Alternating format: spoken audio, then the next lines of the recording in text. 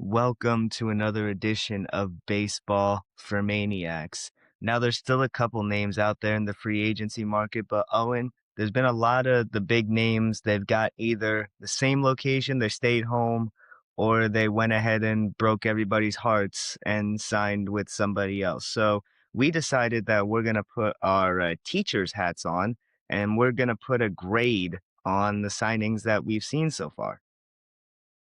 Yeah, so this is just our opinion. Obviously, people are going to disagree, agree. That's what this all is about, just sharing your baseball opinions. And this isn't going to be every single free agent because obviously we don't have the time. And honestly, I don't care where Michael Lorenzen goes on a 1 year, $only deal. Love me some Michael Lorenzen, but he's not on the list. Shout out Um, Marcelo Zuna, who's still a free agent. let's not shout out him. He is a terrible human being, but yeah. Um, First guy, Kyle Schwarber. Fitting, we started out with a Philly. I think this is an A plus. Now, some people, the only negative feedback on Kyle Schwarber resigning is either you're running it back or you're signing a DH to a 5 year deal and he's already 32. So my thing with Kyle is no matter where the Phillies were going in the offseason, whether it was like a retool or going all in, or what they did, nothing, straight in the middle, worst decision they could have made, Kyle Schwarber had to be re-signed. Because if you retool with the young kids, who better than for them to learn from Kyle Schwarber? And then second, he is one of the best hitters in Major League Baseball to where if you're going to win, you need that bat in the lineup. So I'm not going to get into it too much. Kyle Schwarber, A plus. I don't think there's any discussion there. Yeah, the only reason I don't have it as an A plus is strictly because one, he's 32, and two, yeah, it's like you mentioned, he's a DH. I don't like he doesn't bring any value with his glove. He never has, and I don't think there's ever going to be a world where we're talking about a Kyle Schwarber Gold Glove. But you can't deny damn near 60 home runs. You can't deny 4 homer nights.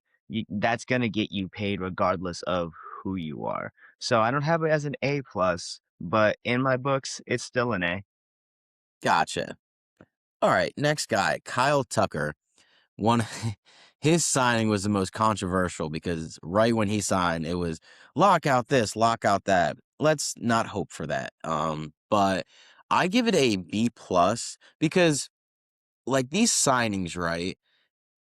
We're grading them on what's the contract they signed. But we also have to understand the premise of the Dodgers have unlimited money.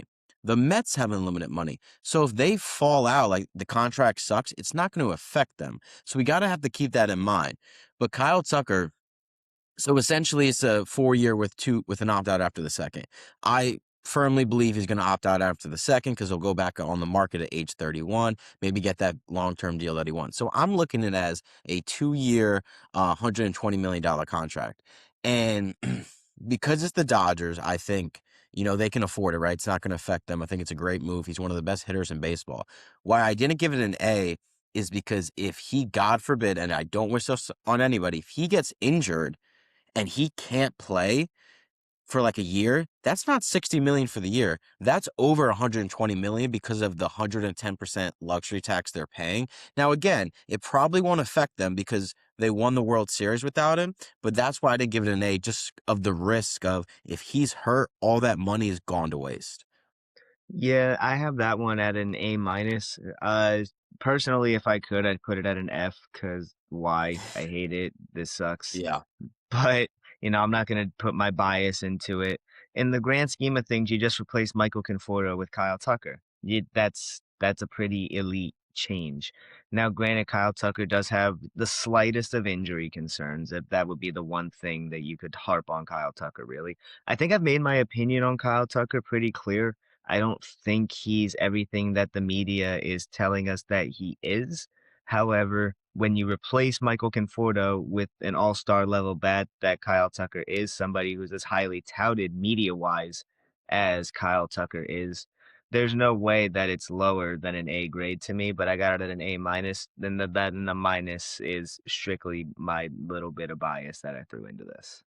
I love that. Bias should play into your opinion because why would we be baseball fans if we didn't have bias? And then speaking of bias, I got Bo Bichette as a C. So a little bit of that is definitely pettiness because he played us like a fool. I just don't love it for the Mets because I really thought Brett Beatty was going to be the guy because he finally had the breakout year. Now, if they use him in a trade piece for another starting pitcher, my opinion will change. Um, but then I don't see him playing left field because I think they're going to give Carson Benz that shot because they just got Luis Robert. So again, going back on the point, money's money, doesn't really matter to them. Bo Bichette's a damn good player, but essentially you're paying 42 for the year, times that by 110%, and then they gave him an opt-out like clause to where if he opts out after the first year or second, he gets an extra $5 million. So you're incentivizing him to opt out and leave your organization for a better deal. So I don't love the move, but I'm not going to give like a D or F because it is Bo Bichette, a damn good player. I wish he was wearing Philly red. But I give it a C. So yeah, I got it at a D because it just doesn't make any sense to me. Yeah. But he's never played third base a day in his life. This is definitely going to blow up in the Mets' face if they don't like get their head out of their ass and realize that Bo Bichette is not a third baseman. You have to put him at second or shortstop, and you're not putting him at shortstop. No. And to be completely honest, if you're gonna put anybody in the DH, you're gonna put Marcus Semien in the DH just because he's that much older. And I really think he's got one more productive season in him before everybody starts to say that he's really started his fall off. But if you give Semien DH spots, he's definitely going to get more of a chance to heat up. And then with Bo at second base getting more reps, he didn't look terrible when he was at second base. So if you give him like Yeah. a full regular season at second base, I don't see a world where he's not maybe a Gold Glover, but he could be the All-Star starter for the National League at second base. Yeah. And it's so confusing because you needed pitching, and I mean they went out and got pitching right away with the Freddie Peralta deal. And the other, I forgot the name, Tobias Myers, I think his name is. That He's was a sneaky good addition as well. Yeah, he's a little stud. And then they have him under control for I think the next like 4 or 5 years or something like that. So he could really turn into like a middle back end rotation guy. But nevertheless, I don't wish like negativity on Bo Bichette, but him playing third base is going to be a massive adjustment. It's different when you're in like little league and you're going from like shortstop to third base or shortstop to second, second to the outfield. This is Major League Baseball. It's called the hot corner for a reason. Those balls are going to be coming at him 109, 110. And I hope his reaction time is good. I just hope his glove is that much better. I know down in New York, they don't need any Olay over there at third base. Yeah. I wish him nothing but the worst. But our next guy, It's so because I'm gonna rude. do I hate that dude. We'll do Dylan Cease last because I want to play into your point of the other guy, the KBO guy. So we'll save that for last. But Pete Alonso to the Orioles, I give an A because after their absolute debacle of a 2025 season, the Orioles were in a position not similar to the Phillies, but they had to make a decision because they had the young core. They have Gunnar, they have Adley, they have Jackson Holiday. Their window to win is now, but they weren't a team to win now. But based on their offseason moves, I think they are. And I think Pete Alonso replacing Ryan Mountcastle is just a phenomenal upgrade. Now, Baltimore, it's funny because you see a right-handed power bat and you're like, oh, left field in Baltimore is a nightmare. It is, but a lot of Pete Alonso's power is to right center. And in Camden Yards, right center is very hitter friendly. And dude, he's making what, 31 a year, and he's going to hit you 40 bombs. Defense, and again, I don't really care about defense until I have to, Orion Kirkering. But I really do like Pete Alonso to the Orioles, and I think that is going to be one of the best moves by a team this offseason. The reason I hate the signing so much is because in reality, I also like it. But as a Red Sox fan, I'm supposed to hate it. Out of pure saltiness, I wanted to give it an F, but just off of pure logic and absolute greatness behind this signing, I can't do it. I got to give it an A plus. I think Yeah. that this signing by the Orioles is almost franchise changing. I know you have your opinions on Pete Alonso, but I think that veteran presence is going to kind of turn him into a leader. and he's gonna be able to get the guys like Gunner and Jackson. Maybe he can even bring Adley around a little bit more. I think having a guy like Pete Alonso in the dugout is going to do huge numbers for Baltimore. Taylor Ward's going to do great things over there as well. I don't think he's on our list of acquisitions or free agencies, but that's just another name I wanted to throw in there because Baltimore's had a very sneaky good offseason and no one's talking about it since Pete Alonso got there. Nevertheless, Pete Alonso is a franchise changing signing. He's going to be everything that Chris Davis was supposed to be, and he's going to do it consistently. I don't think we're going to see close to the 60 home run seasons that Crush was putting up, but we're going to see consistent 35-40, and we're going to see a guy that could definitely rally the troops for the Baltimore Orioles. We're going to see playoff baseball back in Baltimore again this season. Yeah, you know what's crazy? Like, I can finally root for Pete Alonso because here's the thing. 99% of why I disliked him was because he was wearing the orange and blue and had that stupid Mets logo on him. Pete Alonso is a very nice guy. Like, sure, he's corny, but he's a good dude. So now that he's away from that mess of New York, I hope he does well. I hope he hits 60 jacks in Camden Yards. I know you don't because Red Sox, but I like Pete Alonso now. And then next guy, another probably heartbreaking one for you, Alex Bregman to the Cubs. I gave that a B minus because if you really look at Alex Bregman, sure, he had a good year last year, but he missed a lot of time due to injury. And he is getting up there in age, and he's never been elite with the bat, except for that one 2019 year. We know what was going on. Not Miles 17, but whatever. Bregman was a cheater. Um, but I just could really see that contract falling apart, like genuinely like being one of the worst contracts. I don't think it's going to happen because even if Bregman bats you 740, 750 OPS, he's still going to play great defense at third. That clubhouse presence is real. He's really going to help the Chicago Cubs. And I think where he went to makes us a B minus instead of like a C or D because I really think they are close to winning, like legit being a World Series contender, and Bregman can push them over the edge, similar to what I thought Boston was going to do, bringing him back for year two. Obviously, that didn't happen, but I give Bregman to the Cubs a B minus.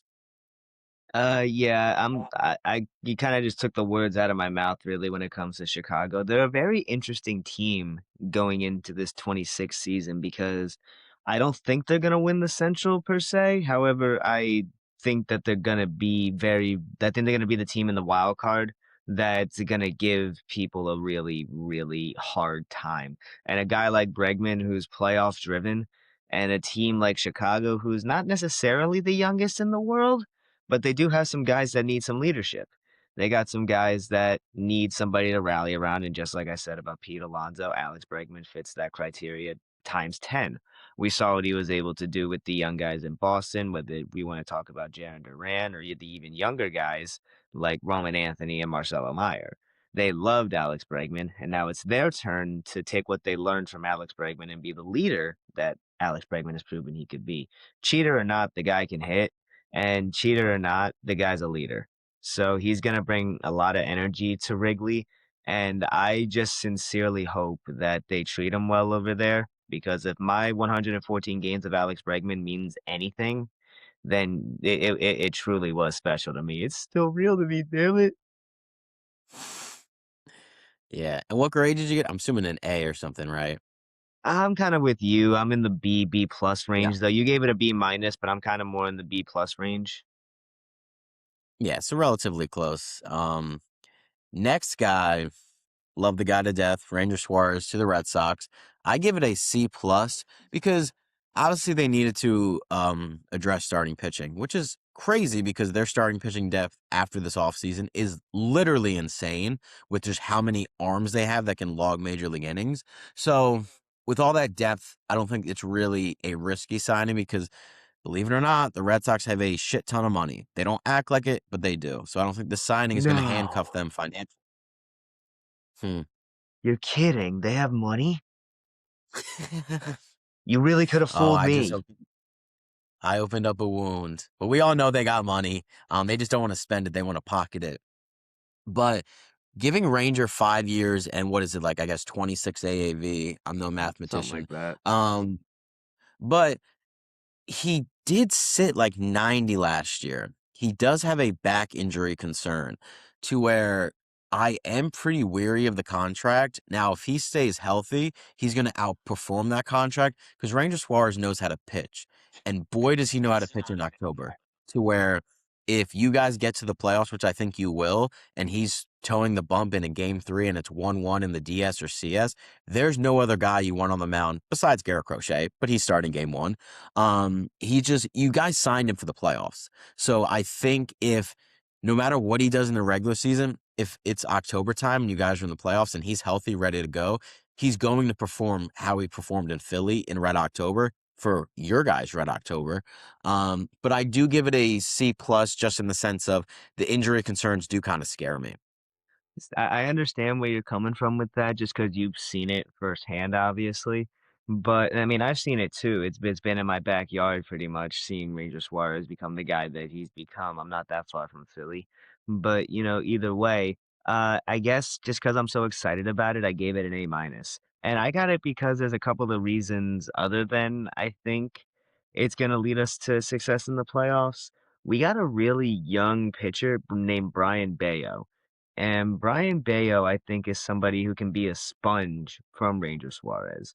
Now, it's a bit different, more of it's a different bit of pitching style. Brian Bayo throws a little bit harder. He has a power changeup, and Ranger is slightly different, and they're two different handedness. So Ranger's lefty, Bayo is righty.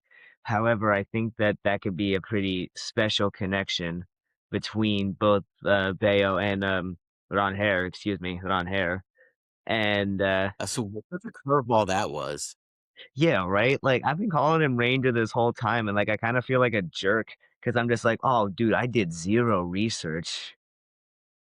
Well, dude, no one in Philly really knew except like Tom McCarthy knew because he's the announcer because I talk, but that was never mentioned to the media before. I would have loved to call him Ron Hell. That name is better than Ranger. Ron Hell to the mound to close out Game 4 of the World Series. Like I wish we could call him Ron Hell, but you guys can call him Ron Hell. You guys can take that joy. Yeah, he's gonna make a legacy as Ronher Suarez in Fenway Park. It reminds me of when Masataka Yoshida signed with us, and I immediately started calling him, let's go, Yoshi!" Immediately started calling him Yoshi. Found out like 3 weeks later, oh yeah, he doesn't like being called Yoshi, and I was like, "Ooh, I'm a dick." So it's kinda like the Yeah. same feeling right now. But either way, Ranger to the Red Sox is an A minus in my opinion. And if we can get to the playoffs, it will be the best signing of the offseason. Yeah, no, and I agree 100%. Next guy, Cody Bellinger, I gave it a B because the way his contract is structured, he has an opt out after year 2, and a lot of the contract is front loaded. So it's like, even I expect him to opt out unless he completely craps the bed, and then obviously the grade changes. But the Yeah. Yankees are essentially that it's essentially a 2-year deal in my opinion, and with Judge getting older, with Cole getting older, their time to win is now, to where if it just doesn't work out and he goes somewhere else, okay, you pay 2 years, 80 million for Cody Bellinger. Not the worst thing in the world, and the way the contract trends are kinda going, it's it's like those short-term opt-out deals. And if he doesn't opt out, then the last 3 years of the contract, they're not front-loaded anymore. They're back-loaded. So the AAV hit's not gonna be that bad. And I think Cody Bellinger really fit with the Yankees. Obviously, short perch merchant, and he just fits. Yeah, he's a Yankee, dude. Like, he's not a Dodger anymore. He's a true Yankee. To where if he would have went somewhere else, like if he would have went to Philly, I would have loved the move because I don't think he fits our outfield left-handed. But I give it a B, and I really don't see it being that much of a risk, to be honest. Yeah, I gave it a B minus just simply because it kind of makes me think about the Yankees offseason as a whole, and it stinks. It hasn't been that great. We've done a lot of talking about the Mets offseason. The Yankees offseason has been just as bad. And my thing is, well, I'm gonna have a video coming out on this. It was supposed to come out over last weekend, but very, I work for a radio station outside of here. I do play-by-play commentary and camera work. Sometimes that catches up with me, and I gotta take care of that. That one pays me right now. Unfortunately, this does not. So, but at the end of the day, I'm gonna make a full video about why the Yankees offseason absolutely sucks. But it's like you said, he's a Yankee now. He wasn't going to get the 400 million that was reported. That was ridiculous to even ponder in the first place. Because I don't know why he put himself out there as if this was the Cody Bellinger that just competed with Christian Yelich in the MVP race all those years ago now. Like that's almost 10 years ago now. Yeah. Well, yeah, Like it's about 7. So, yeah, we're on yeah. the other side of the 5. Yeah, so Cody isn't Yeah, that man, Cody big anymore. fans. And but it's like he didn't become Chris Bryant. He's still a very, very good bat. He's still a very, very good glove. It's a good deal for the Yankees, but in the grand scheme of things, they just kind of got him and was like, "Hey guys, look who's back. Cody's back. Yeah. Look, guys, look, it's Cody." And I don't know. I just Well, I think it's not making waves for me. yeah, no. I mean, the whole Yankees offseason giving Trent Grisham the qualifying offer was laughable. Then not really addressing their starting pitching when they know Cole or Rodon's not gonna be ready. And the Yankees just not spending like the Yankees makes no sense. Like, Well, Rodon George sucks anyway. Steinbrenner Wha had a decent year last year, and I'm not a Rodon supporter, but I just don't think I don't know why they're playing cheap. Like, they should be spending just like the Dodgers, but that's a They whole should nother be. You're debate. right. Like I said or like you said, you'll be doing that whole episode, and I'm very excited to tune in. Um, Next guy, Tatsumi I probably botched on him. Imai, we know who he is, the Japanese guy. Um I gave it a C plus because it's a weird deal because you had to pay the posting fee if you're Houston. It's a basically one and one like opt out after each year to where if he has a good year and he opts out, you essentially paid like 25 million for a decent arm. So it's not that bad. I don't love the move. I feel like with Imai what would have been really good is if he got a long-term deal to where you got him in for the foreseeable future, and then you really take that risk on his upside because he is a dog, but we don't know if he's going to translate to Major League Baseball like Yamamoto did. So it's just that one and one. I don't love those type of deals for anybody because I've criticized the Phillies for not giving out opt-outs because I think it's mundane due to the market. But here's the thing. I kinda get it because you want a guy that's locked into your city, locked into your team, locked into the long-term goal.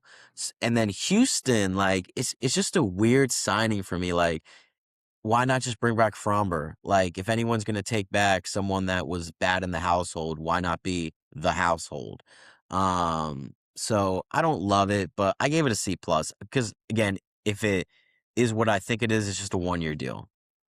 Yeah, just because I don't really know that much about the guy, it's also a C plus in my book.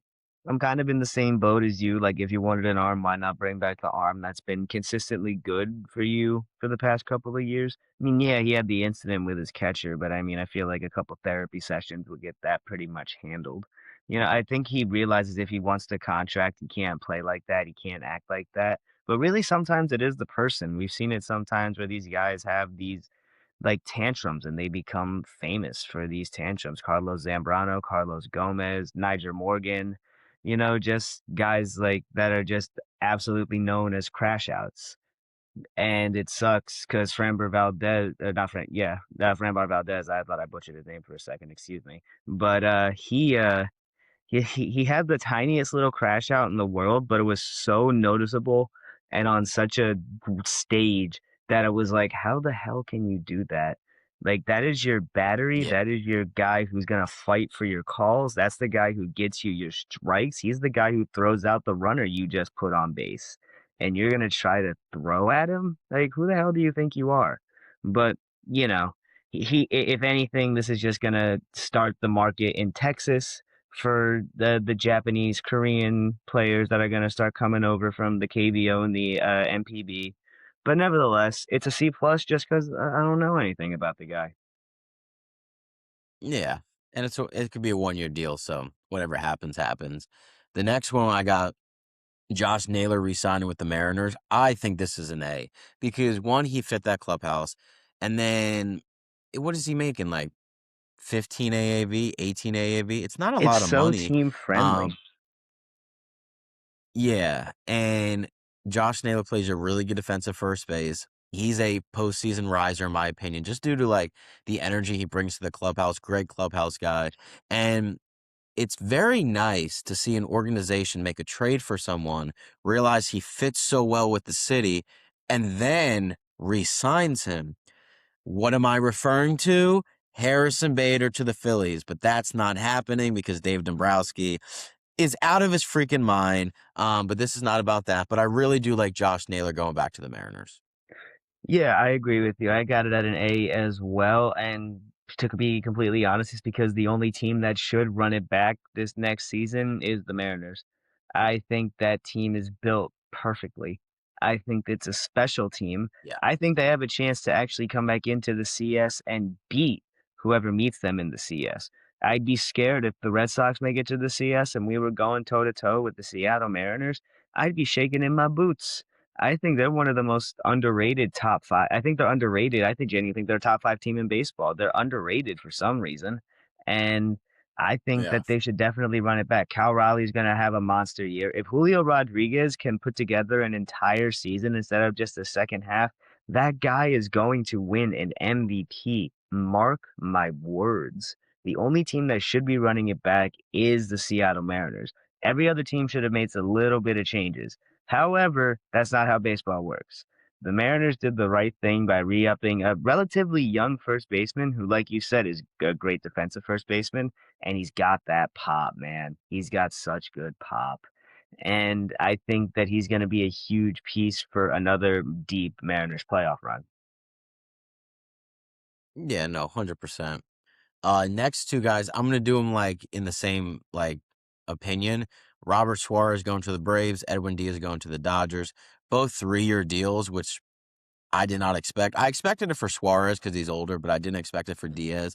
Here's the thing, man. If you're trying to go win a World Series, which I think the Braves are, and know the Dodgers are, go get yourself a guy that can lock down the ninth inning. Obviously, Edwin Diaz can do that for the Dodgers, and obviously Robert Suarez can do that for the Atlanta Braves. And the Braves need a bullpen help. The Dodgers need a bullpen help. Both of them, that was like their main weakness in the 2025 season. It's just funny that one team didn't make the playoffs and one team won the World Series. So it's like, was it really a weakness? Like, do you really need to improve?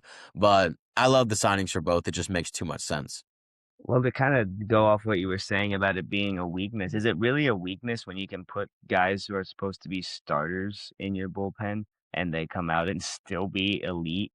But, I could complain about rookie Sasaki, Yoshinobu Yamamoto. Even before that, if you wanted to talk about who was it? Tony Gonsolin a couple of years ago. He was pretty good coming out of the bullpen for them, and he was supposed to be a starter. I'm not going to glaze the Dodgers any more than the media and MLB already does because they already have Shohei Ohtani and everything else under the sun.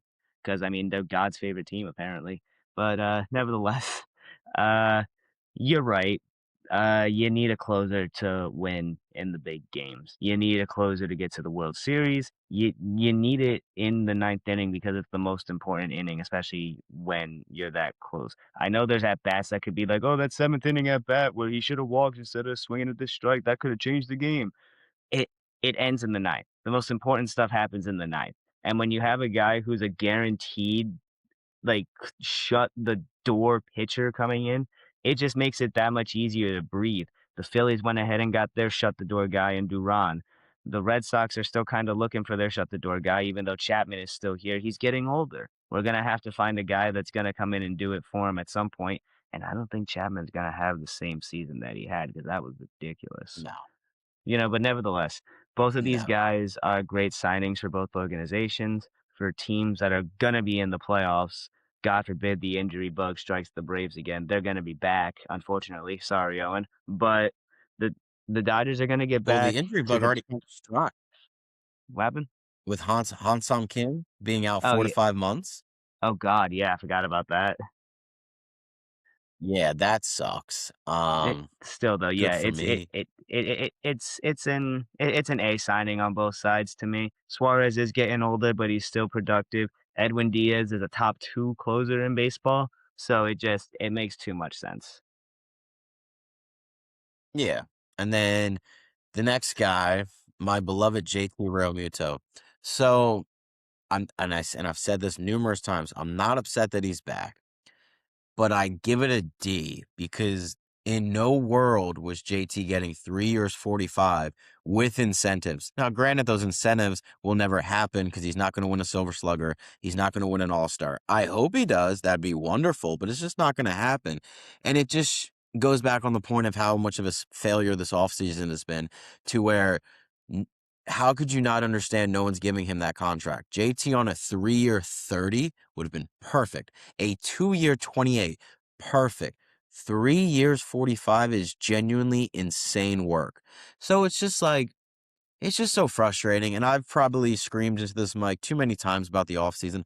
I don't want to do it again. But JT coming back is not the problem. It's the contract he got. It's the not understanding the market when he gets praised as one of the best president of baseball operations he used to be. He simply isn't anymore. And the JT Realmuto contract is point and case on that. Yeah, I don't really have much to say on JT. I do still think he's one of the better catchers in baseball.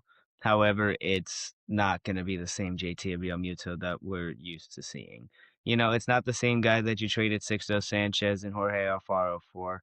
It's not the same catcher. He's not the same catcher that's going to steal you 30 bags a year. He's what, 36 now? 35. He's going to be He's 35 on opening day. All right. Either way, he's getting up there, and that he like as a catcher, you're constantly squatting. His knees got to be terrible at this point in his life. His pop time isn't going to be the same. It's still elite, but Patrick Bailey is still the fastest pop time in baseball now, and he's just not the same guy. So I totally understand giving it a D, but just because I still think highly of JT Realmuto, I got it a C. Gotcha. That's totally understandable. It's probably just a lot of frustration with like the other moves that led me to my ranking, but I would love to be surprised. I would love for him to reach all of his incentives because then that means he's being a productive catcher similar to what he was the last few years, actually, well, before 2025. And then the last guy, Dylan Cease, it was funny because on one of our first episodes, the signing broke as we were live. And it just goes back to the point. 'Cause I give it a D, but I'm also under the notion that the Blue Jays wanted to add another starting pitcher. They almost have unlimited funds. They're not on the level of the Dodgers or Mets, but they're relatively close. To where like the contract's not going to affect them. Like if it turns out bad, I just could never imagine a world where Dylan Cease got 210. Now, granted, it's 184 with the deferrals, cool, whatever. I just don't think Dylan Cease is that good. And it's like you and me have talked about that on numerous episodes. It's at his best, he is a 5 inning demon. Those 5 innings are really good, but he's never going to go deep into the game because he's too focused on the strikeouts. He only has two pitches, fastball, slider, that are effective to where hitters can quite literally sit on that. And when it gets to playoff time, and if you look at his playoff stats, they're not good. He got lit up in game one against the Dodgers in the NLDS in 24. He got lit up in game four, a closeout game to where the Padres could have won that series. So just giving that guy upwards of 200 million, I don't think is really that smart. And I get it. You love the stuff. All the baseball organizations, they want to get him in their pitching lab, but it's like two pitches, man, and they're good two pitches, but they're two freaking pitches. I don't think Dylan Cease is going to work out in Toronto. I hope it does because I like Toronto. I like what they're building. I'd love to see them back in the playoffs making a run. I just don't see it with Dylan Cease at the helm. I've been waiting for this one. Now, just to get my grade This out guy. there, uh, I'll give it a C minus, just due to the fact that it's something that not the Braves, the Blue Jays needed to take care of and they needed to address. They just needed another arm. And that's what Dylan Cease is going to be, another arm. They're expecting him to be the ace. He's not. He's going to be another arm. But let me get my notebook because I'm going to make a pretty controversial statement here and say that Dylan Cease is not the best pitching acquisition that the Toronto Blue Jays have made this offseason. Now, let me go ahead and see if I could find this. There's a lot of pages in this notebook, so bear with me. But I guess if I'm just going to keep going in on Cease, like you said, he is like a 5 inning demon. He's definitely going to be somebody that's going to get 10 to 15 strikeouts per game, really. But It's just it's not gonna be somebody who wins you games in the playoffs, and that's what the Blue Jays need. You just pointed out his stats against playoff teams in the playoffs, like the Dodgers. They didn't look good. They weren't even close to good. They were honestly, for lack of a better word, terrible. And I just, I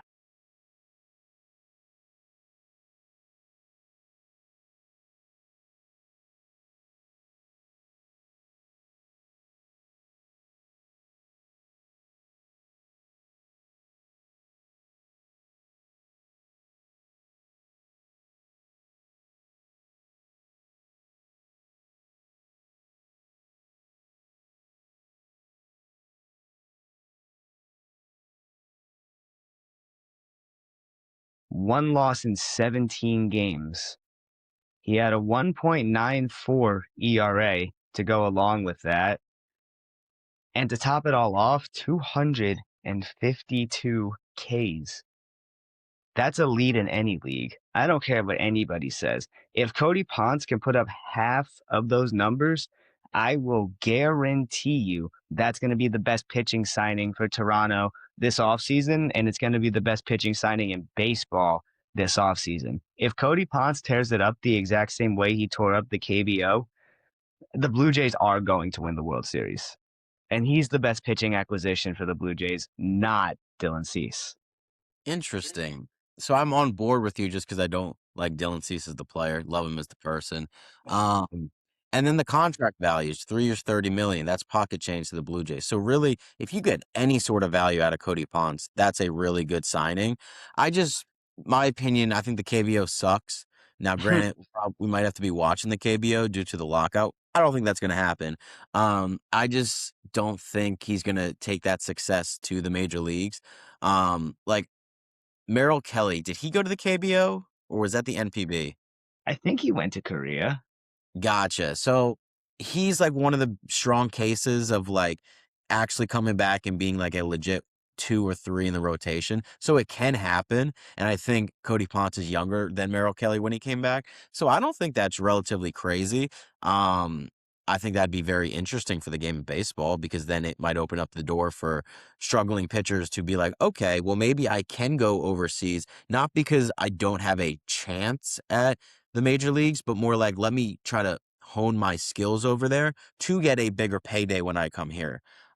Because a lot of pitchers, if they don't crack the rotation, they either get sent to AAA to die or they become long pitchers in the bullpen. And then you can really never regain your value. You go to Korea, you go to the MPB, you're obviously going to be starting because you're a major league caliber.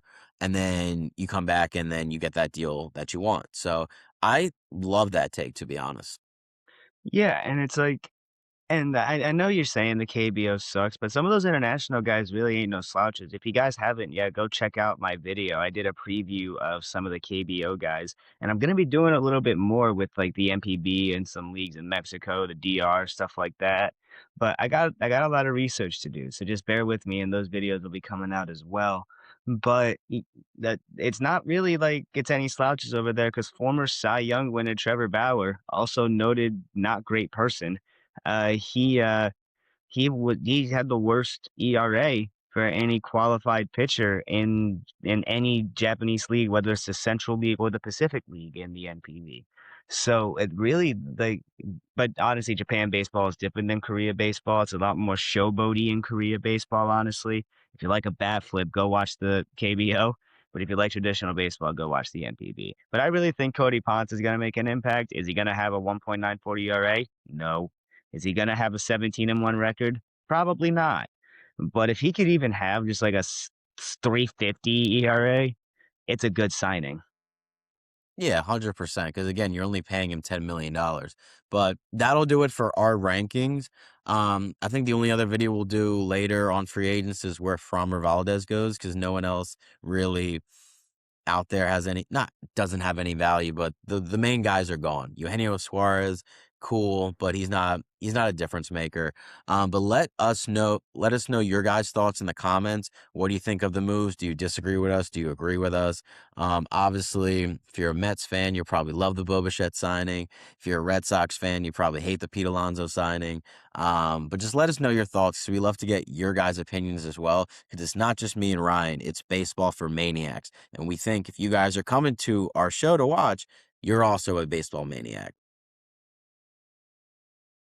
Couldn't have said it better myself. We love all the maniacs that are here so far, and we love all the ones that are gonna keep coming in and in. We wanna hear from you guys. Let us know if we're stupid. Let us know if we're smart. But, yeah, Owen, this was a good one, and, whenever we reconvene, I'll catch you on the next one, and it's gonna be another good one. See you, buddy. Stay safe But during the storm. oh, I'm certainly gonna try. I'm about to get a foot. Yeah, I mean, you have no choice. Nature versus you. I'm gonna take nature. But praying that doesn't happen. But Hey, I'll look, see you, look, buddy. hey, look, at least we're not in Michigan, the exploding trees. Good God. I'm in Florida, so I'm good. But stay blessed, and I'll see you later. Yeah, lucky. Have a good one, guys.